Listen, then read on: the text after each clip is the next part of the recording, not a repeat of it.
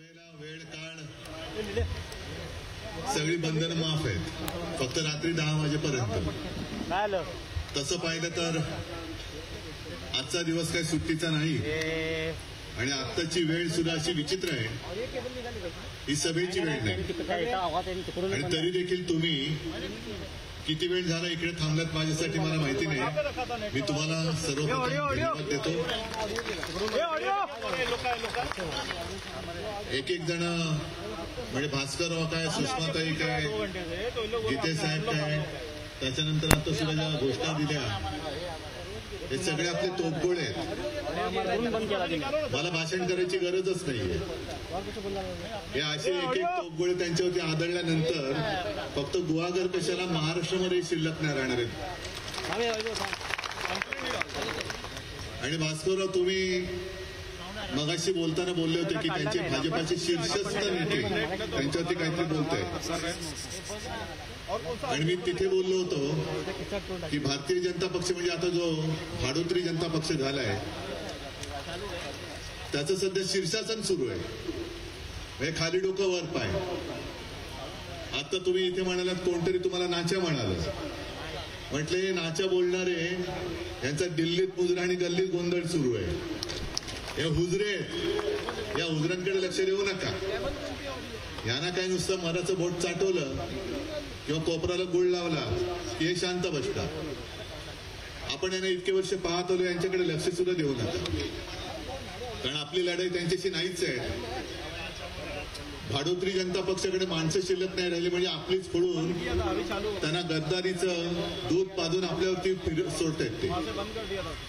एवढे हे नीच आहेत की त्यांना माहित आहे की उद्या जर का मारामारी झाली तर यांच्यात म्हणजे आपल्यात होईल.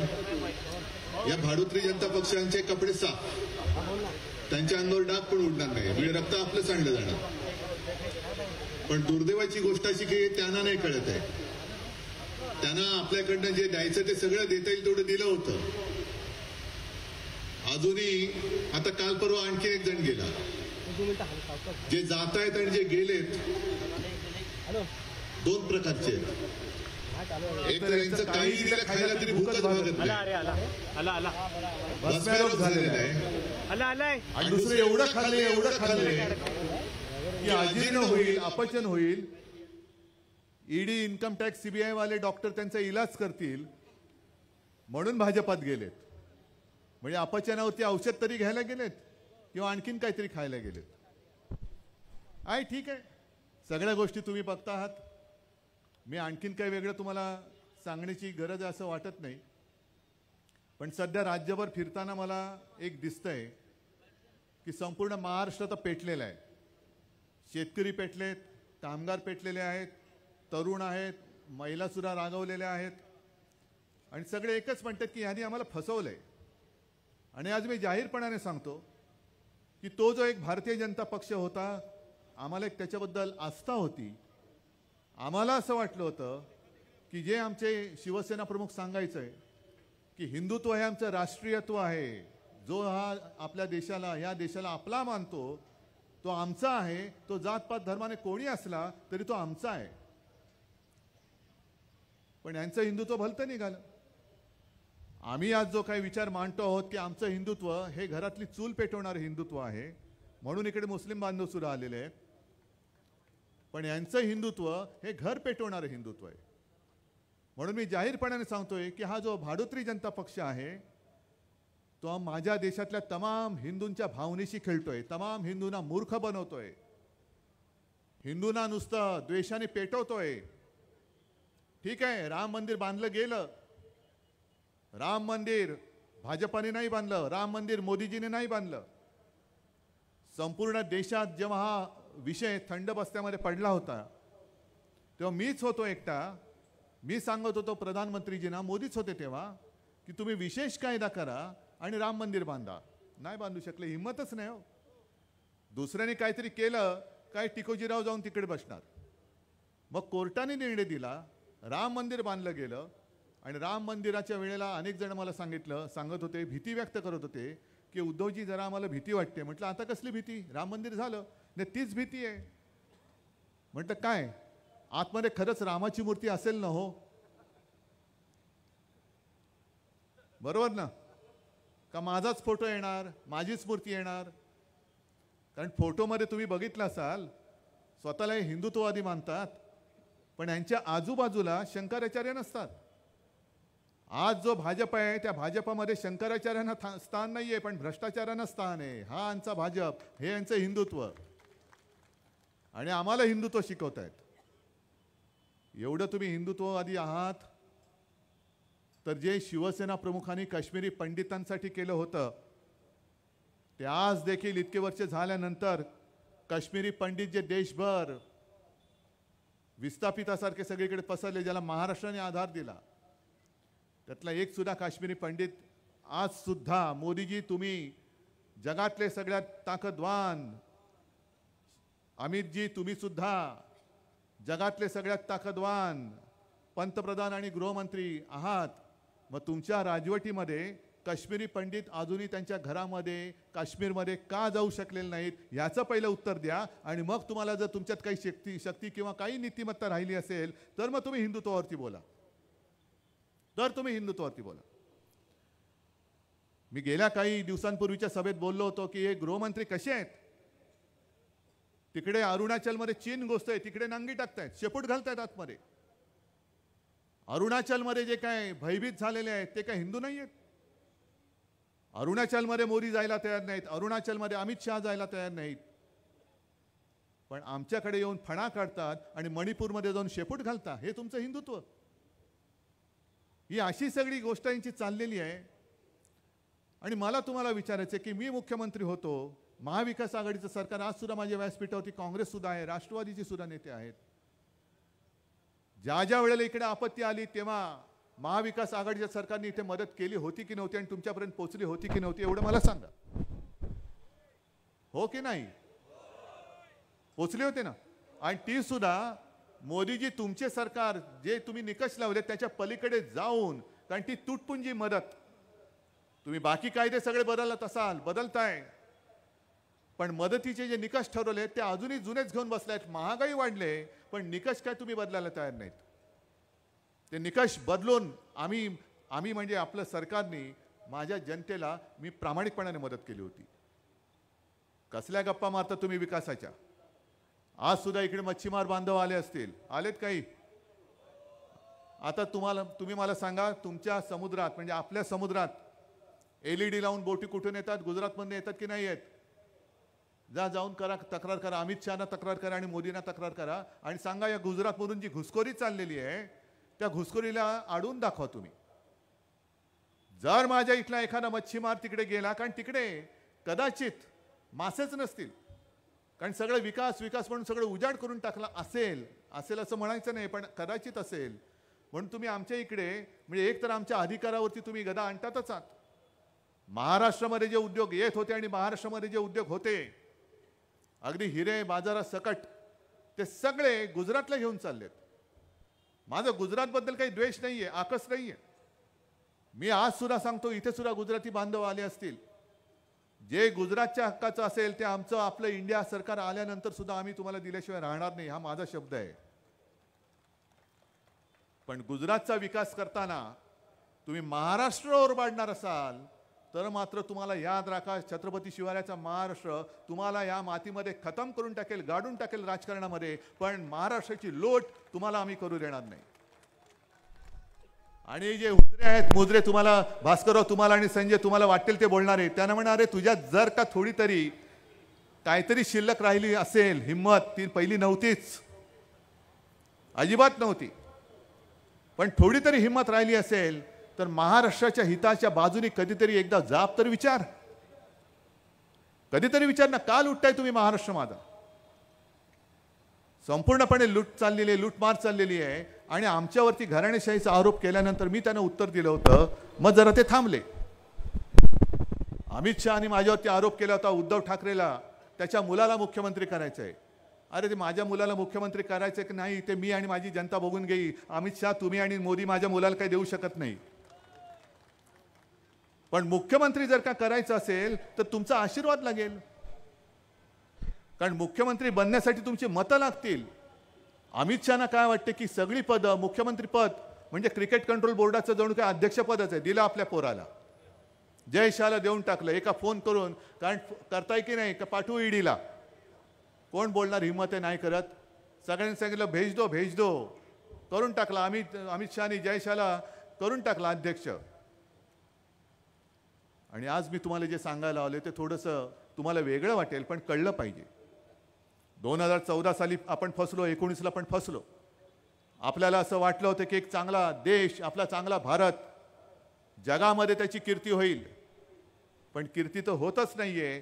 पण ह्यांच्या या सत्तापिपासू वृत्तीमुळे आपला देश आणि आपलं हिंदुत्व हे जगभर बदनाम होतंय, जगभर बदनाम होतंय. 2014ला सुद्धा यांचं एका पक्षाचं सरकार आलं होतं. म्हणजे एक गोष्ट लक्षात घ्या, मला संताप येतो आणि हसायला पण येतं. 2014ला हे मातोश्रीला आले होते. 2019ला सुद्धा अमित शहा मातोश्रीला आले होते. आज ते जे काय म्हणतायत की उद्धव ठाकरे म्हणजे घराणेशाही, एक व्यक्ती एक पक्ष एक घराणा पक्ष चालू शकत नाही. मग अमित शहा तुम्ही मातोश्रीमध्ये शिवसेना प्रमुखांच्या फोटोसमोर लोटांगण घालायला आला होतात आणि माझ्याशी बोलायला आला होता, ते का आला होतात? का मातोश्रीला लोटांगण घातलं होतं तुम्ही? माहिती नव्हतं तेव्हा की शिवसेना प्रमुखांनी स्थापन केलेला पक्ष आज त्यांचा पुत्र या जनतेच्या आशीर्वादाने त्या पक्षाचा प्रमुख आहे.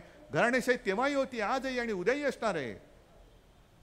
कारण मुळामध्ये मला माझ्या घराण्याचा, माझ्या आई वडिलांचा मला अभिमान आहे. तुम्हाला कदाचित नसेल, तो तुमचा प्रश्न आहे. पण तुम्ही माझ्याकडे आला होतात, त्याच्यानंतर तुम्ही घात केलात.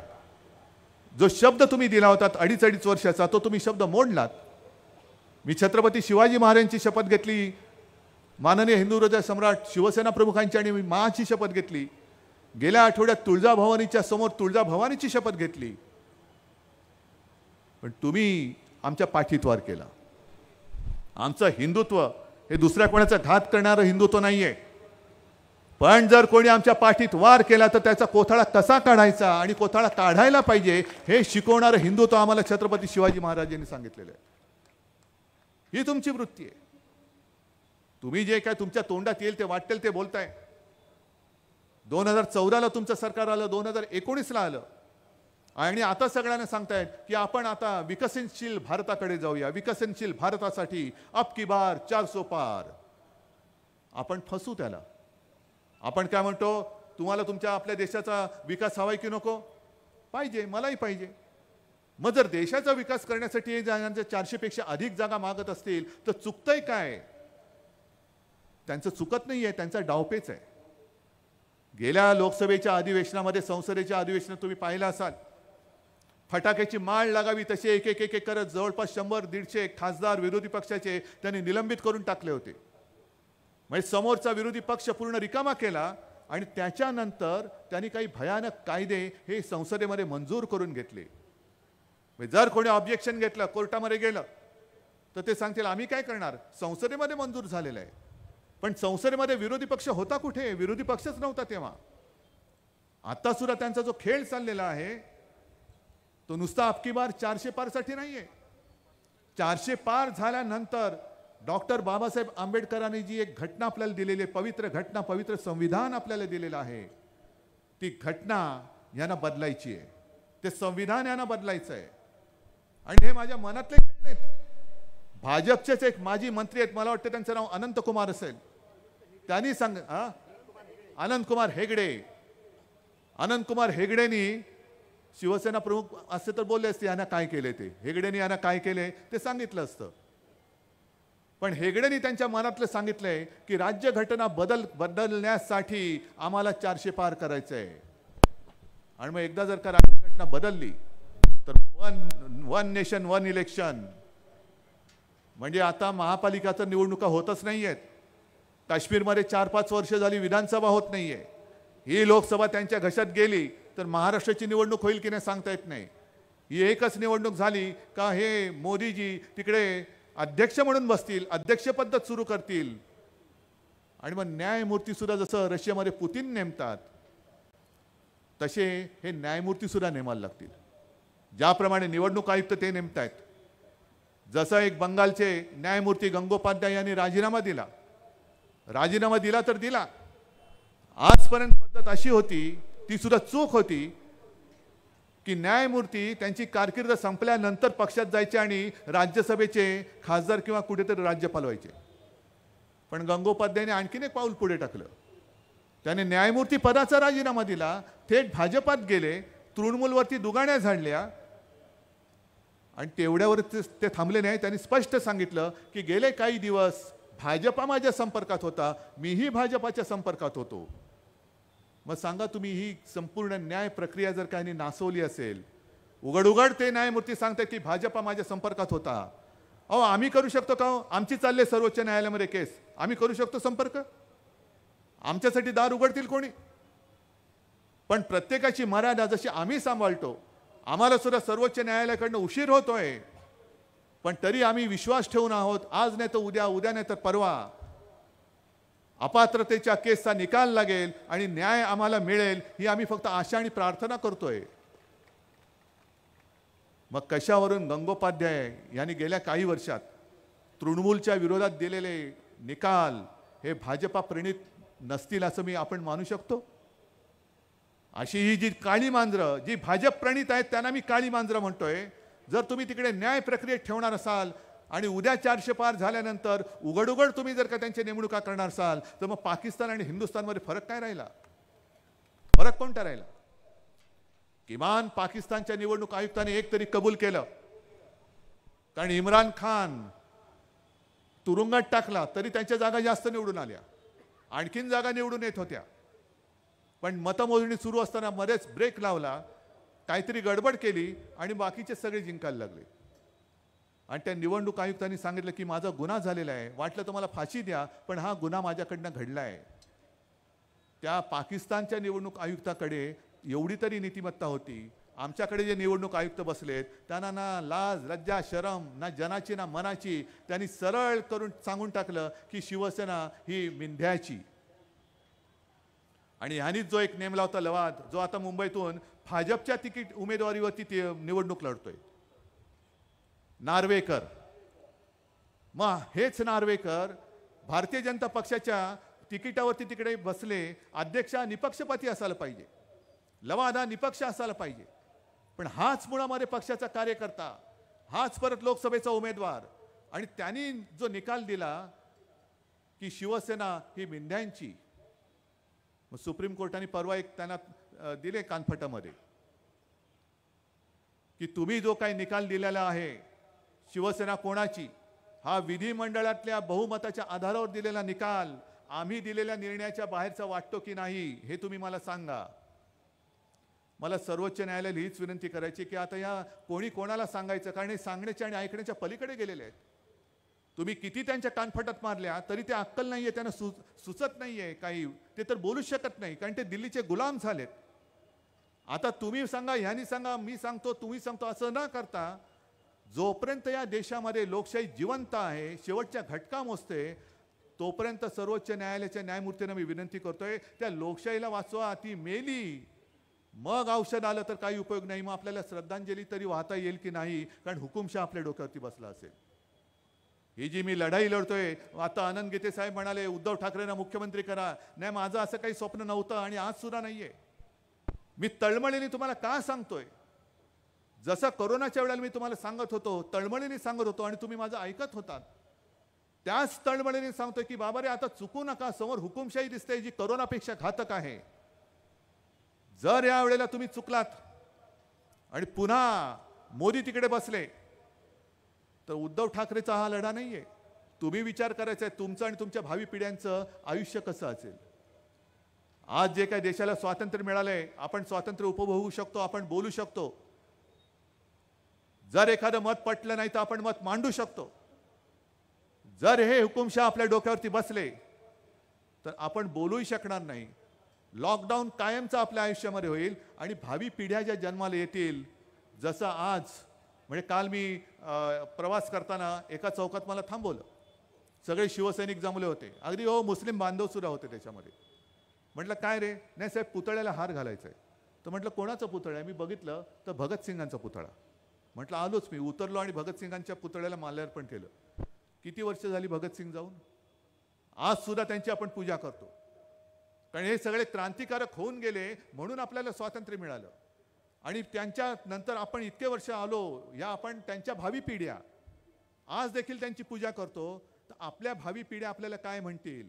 देशप्रेमी म्हणतील काय? नाही नाही नाही, त्यावेळेला माझ्या पूर्वजांनी या हुकुमशाचं भूत हे माझ्या डोक्यावर बसवलं म्हणून माझं आयुष्य नाचलं. जर त्यांनी त्यावेळेला या हुकुमशाला वेळीच गाडला असता तर आज मी सुद्धा स्वतंत्र असतो.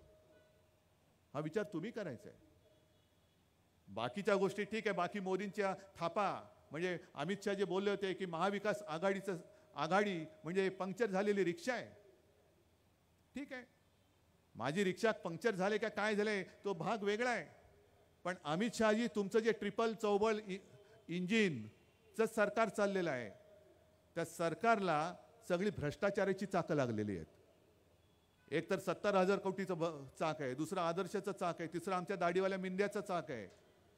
सगळे भ्रष्ट. दुसरं ते म्हणजे आमच्यावरती आरोप करत होते जेव्हा नवाब मलिक आपल्यामध्ये होते तेव्हा आरोप करायचे हा दाऊदचा हस्तक आहे, दाऊदचा हस्तक आहे. आता जाऊन बसले त्यांच्या बाजूला. प्रफुल्ल पटेल, नरेंद्र मोदी बोलले होते माझ्या समोर, मी ज्या व्यासपीठावरती होतो, आमची एक सभा झाली होती 2019ला मुंबईमध्ये. तेव्हा त्यांनी सांगितलं होतं असं काहीतरी वाक्य होतं की कुछ लोग मिर्ची का व्यापार करते हैं तो कुछ लोग मिर्ची से व्यापार करते हैं. म्हणजे कोण? इक्बाल मिर्ची बरोबर प्रफुल्ल पटेलनी जो काही व्यवहार केला होता त्याचा त्यांनी उल्लेख केला होता. आणि एवढा उल्लेख करून नाही थांबले तर तो व्यवहार ज्या मालमत्तेत झाला होता ती मालमत्ता ईडीने जप्त केली आणि देशद्रोहाच्या जागेमध्ये आज ईडीने स्वतःचं कार्यालय थाटलेलं आहे. मग त्या प्रफुल्ल पटेल बरोबर जो देशद्रोहाशी संधान बांधणारा तो तुमच्या बाजूला चालतो, तो मोदींचा सत्कार करतो. 70,000 कोटीचा घोटाळा करणारा अजित पवार तुम्हाला चालतो, त्यांच्याकडनं तुम्ही सत्कार घेता. आदर्श घोटाळ्यातले अशोक चव्हाण तुम्हाला चालतात, त्यांच्या हातनं तुम्ही सत्कार घेता.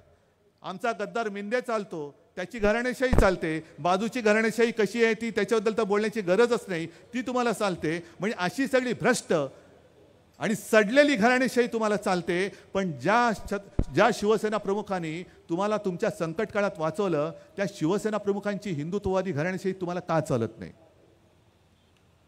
आहे उत्तर? आम्ही तो तुमच्या सोबत होतो. 14लाही आम्ही हिंदू होतो, आजही आहोत. पण तुमचं हिंदुत्व हे बुरसटलेलं, सडलेलं, कुजलेलं आहे हे जेव्हा आम्हाला कळलं तेव्हा आम्ही भाजपचा त्याग केला, हिंदुत्व सोडलं नाही. पण आज हिंदू तर माझ्यासोबत आहेतच, पण हिंदूंच्या व्यतिरिक्त मुस्लिम आहेत, ख्रिश्चन्स आहेत, शीख आहेत, जैन आहेत, पारसी आहेत, सगळे माझ्यासोबत आलेले आहेत. कारण तुमची बुद्धिमत्ताच नाचकी आहे. हे आत्ता भास्करराव तुम्ही आणि सगळे ते जे काय शिव्या गाड्या घालणारे जी त्यांची तीनपाट फिरतात ना, ही सगळी त्यांच्या रामभाऊ माळगीची प्रॉडक्ट आहेत. रामभाऊ माळगी प्रबोधिनी. एक काळ जरूर होता की प्रमोदजी महाजन त्या रामभाऊ माळगीचे नाही म्हटलं तरी सर्व होते. तेव्हा एक त्या भारतीय जनता पक्षाला काहीतरी उंची होती, विचार होता, काहीतरी उद्देश होता. पण आता मला माहित नाही रामभाऊ माळगी प्रबोधिनी चालवतोय कोण आणि त्याच्यामध्ये अशा घाणेरड्या शिव्या शिकवल्या जात आहेत हे मला आता पहिल्यांदाच कळलं. कारण आमचं हिंदुत्व हे ओवीवालं हिंदुत्व आहे आणि आजचं जे भाडोत्री जनता पक्षाचं हिंदुत्व आहे ते शिवीगाळी करणार हिंदुत्व आहे. ओवीवाले हिंदुत्व हे आमच्याकडे साधू संतांची परंपरा आहे, छत्रपती शिवरायाची परंपरा आहे, जिजाऊची आहे, किती नावं घ्यायची. आणि त्यांचे संस्कार आमच्या रक्तामध्ये आहेत. म्हणून मी तुम्हाला सगळ्यांना सांगतोय की तुम्ही त्यांच्या तोंडी लागू नका. कारण काय होतं, ही जी काय घाण आहे ह्यांचं आपलं सरकार आल्यानंतर त्यांच्या तोंडाला आपण फिल्टर लावू. बरोबर, घाण आतल्यात राहील, बरोबर फिल्टर लावू आपण. आता काळजी करू नका, कारण त्यांच्या नादी लागू सुद्धा नका.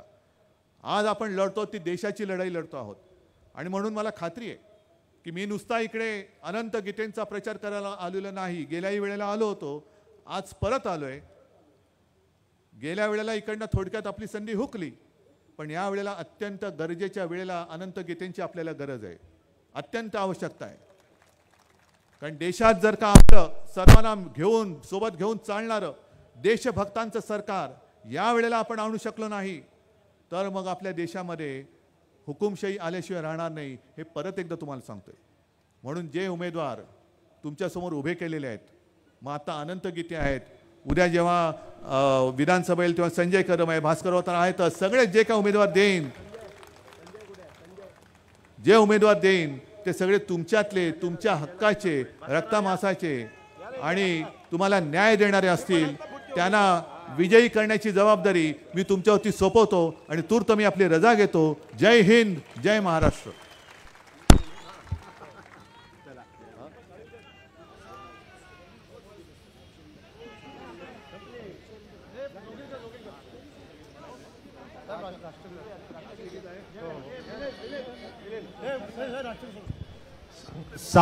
सामूहिक राष्ट्रगीतानं ही शेवटची सभा आहे. हा देतो ना. सामूहिक राष्ट्रगीत आपण घेणार आहोत कारण ही आजची शेवटची सभा आहे. इथे हा दौरा संपतोय, पण त्यापूर्वी मी इथे आलेल्या सगळ्या मुस्लिम बांधवांना रमजानच्या शुभेच्छा देतो आणि त्याचबरोबर आता येऊ घातलेल्या आपल्या शिमगेच्या सुद्धा शुभेच्छा देतो. सर्वांनी उभं राहून सामूहिक राष्ट्रगीत म्हणायचं. सर्वांनी उभं राहून. जनगण मन अधिनायक जय हे भारत भाग्य विधाता. पंजाब सिंध गुजरात मराठा द्राविड उत्कल वंग. विंध्य हिमाचल यमुना गंगा उच्छल जलधित.